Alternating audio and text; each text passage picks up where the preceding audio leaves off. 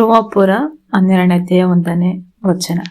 ಆದುದರಿಂದ ಸಹೋದರರೇ, ನೀವು ನಿಮ್ಮ ದೇಹಗಳನ್ನು ಪರಿಶುದ್ಧವೂ ದೇವರಿಗೆ ಮೆಚ್ಚುಗೆಯೂ ಆಗಿರುವ ಸಜೀವ ಯಜ್ಞವಾಗಿ ಸಮರ್ಪಿಸಬೇಕೆಂದು ದೇವರ ಕರುಣೆಯಿಂದ ನಿಮ್ಮನ್ನು ಬೇಡಿಕೊಳ್ಳುತ್ತೇನೆ. ಇದೇ ನಿಮ್ಮ ಯೋಗ್ಯವಾದ ಸೇವೆಯಾಗಿದೆ. ರೋಮಾಪುರ 12:1 ಎಂದರೆ ಕ್ರೈಸ್ತರು ಅಂದರೆ ದೇವರ ಕರುಣೆ ಹೊಂದಿಕೊಂಡು ಯೇಸುವಿನ ಮೂಲಕ ರಕ್ಷಣೆ ಹೊಂದಿದ ಪ್ರತಿಯೊಬ್ಬರಿಗೂ ಅವರ ಇಡೀ ಜೀವನವನ್ನು, ದೇಹ, ಮನಸ್ಸು ಮತ್ತು ಒಂದು ಆತ್ಮವನ್ನ ನಿರಂತರ ಮತ್ತು ಪವಿತ್ರ ಜೀವಂತ ತ್ಯಾಗವಾಗಿ ಅರ್ಪಿಸಬೇಕು. ಇದು ಆತ್ಮಿಕ ಆರಾಧನಾ ಕ್ರಿಯೆಯಾಗಿದೆ. ಒಂದು ಸಾರಿ ಮಾಡಿ ಬಿಡುವಂತ ಘಟನೆಯಲ್ಲ, ಆದರೆ ದೇವರ ಉದ್ದೇಶಗಳಿಗಾಗಿ ದೈನಂದಿನ ರೂಪಾಂತರಗೊಂಡ ಜೀವನ ವಿಧಾನವಾಗಿದೆ. ಇದು ದೇವರ ಕೃಪೆಗೆ ಒಂದು ಪ್ರತಿಕ್ರಿಯೆಯಾಗಿ ನಾವು ತನ್ನ ಪ್ರತಿಯೊಂದು ಭಾಗವನ್ನ ದೇವರ ಸೇವೆಗೆ ಅರ್ಪಿಸಿಕೊಳ್ಳುವುದು.